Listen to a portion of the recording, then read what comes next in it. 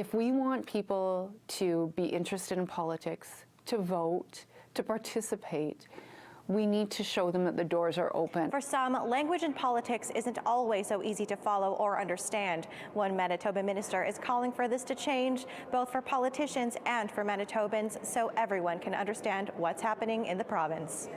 I think when we don't tell a story in a way that is easy to understand, we create walls and barriers for people to really be included.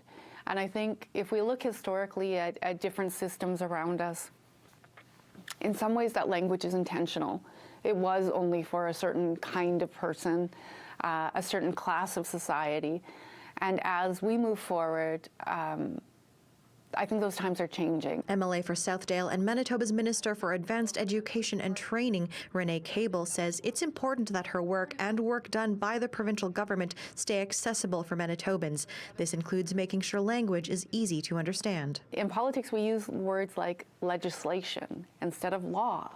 We use words like educational facility when we can say school.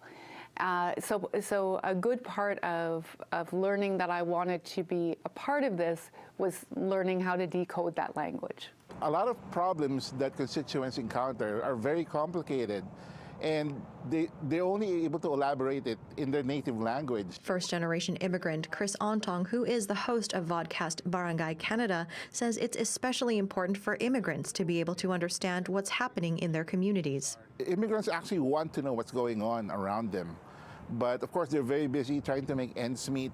But the fact that the issues are accessible, that they're easy to understand, means a lot. We're changing the face of politics, but that means that also that the systems that we're operating in and the language that we use need to change too.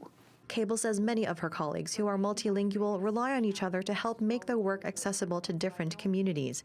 Cable says she's hoping as the new caucus continues its work, plainer language makes its way into how they address Manitobans. In Winnipeg, Joanne Roberts, City News.